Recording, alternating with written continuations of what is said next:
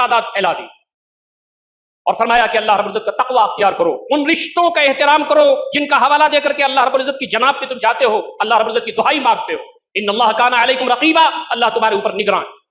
اور کہا گیا کہ اس کا بہترین طریقہ یہ ہے کہ تم شادیاں کر لو۔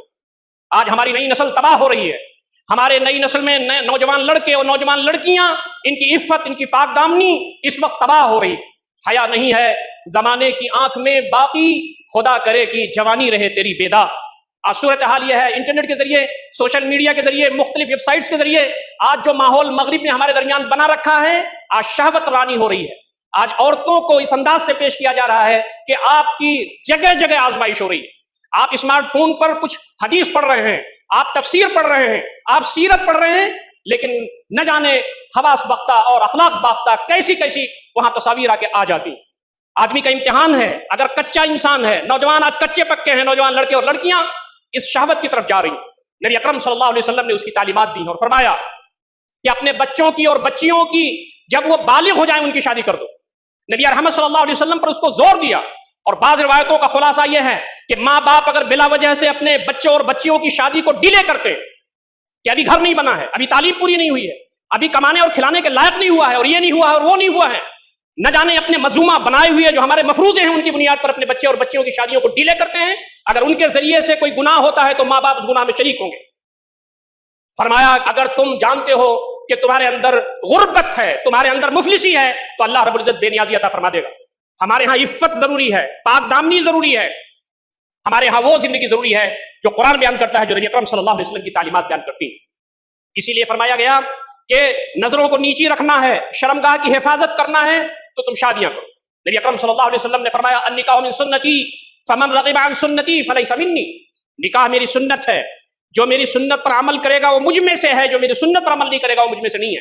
اس کا مطلب یہ ہے کہ جب شادی کی عمر ہو جائے اور شادی نہ کیا جائے تو نبی اکرم صلی اللہ علیہ وسلم کی سنت نہیں ہے، آپ کے صحابہ کی سنت نہیں ہے۔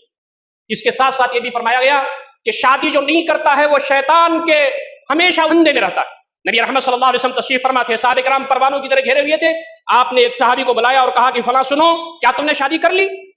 انہوں نے کہا اللہ کے نبی صلی اللہ علیہ وسلم میں نے شادی نہیں کی۔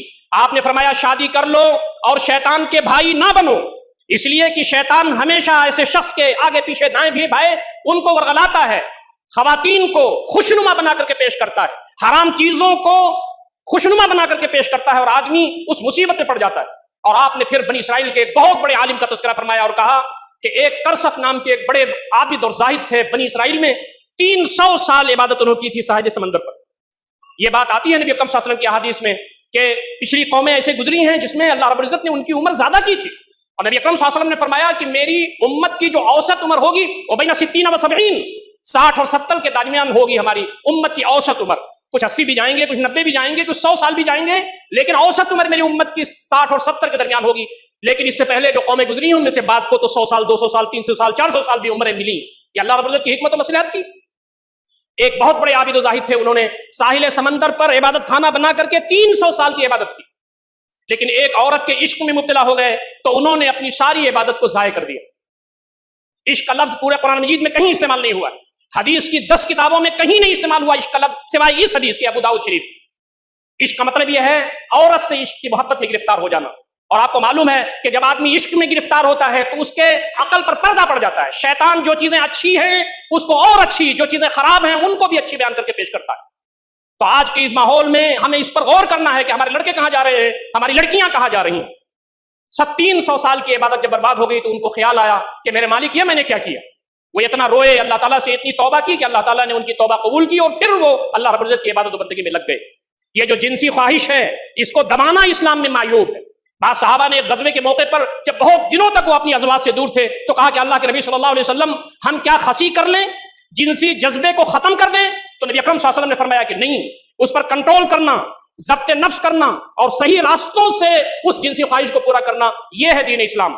دین میں رہبانیت نہیں ہے، دین میں تبتل نہیں ہے، دین میں خواتین سے دوری نہیں ہے۔ ایک مرتبہ جب 3 صحابہ آئے تھے اور انہوں نے نبی اکرم صلی اللہ علیہ وسلم کی کیفیات حضرت عائشہ رضی اللہ تعالیٰ عنہا سے سماعت فرمائی تھی تو ان میں سے بہت سارے لوگوں نے عہد کیا تھا جناب میں رات رات بھر اور دن بھر نمازیں پڑھوں گا، ایک نے کہا کہ میں شادی نہیں کروں گا، اور تیسرے نے کہا کہ میں روزے رکھوں گا مستقل۔ آپ تشریف لے آئے اور آپ نے کہا کہ تم سب جتنی بھی عبادات کر رہے ہو مجھ سے اچھے نہیں ہو سکتے، میں نماز بھی پڑھتا ہوں، سوتا بھی ہوں، میں روزے بھی رکھتا ہوں، نہیں بھی رکھتا، میں شادی بھی کرتا ہوں، عورتوں سے، اور فرمایا کہ النکاح من سنتی فمن رغب عن سنتی فلیس منی، یہ دین ہمارا ضبط نفس کا ہے۔ اللہ رب العزت نے بتایا کہ شادیاں کرو، شادی کر کے تمہاری عفت ہوگی۔ پہلا فائدہ شادی کا جو قرآن بیان کرتا ہے وہ یہ، ومن آیاتہ ان خلق لکم من انفسکم ازواجا لتسکنوا الیہا، اللہ رب العزت کی یہ نشانیاں ہیں کہ اس نے تمہارے درمیان تمہیں میں سے تمہارے جوڑے پیدا کیے، عورت کے لیے مرد، مرد کے لیے عورت، لتسکنوا الیہا، تاکہ اس کے پاس سکون اختیار کرے۔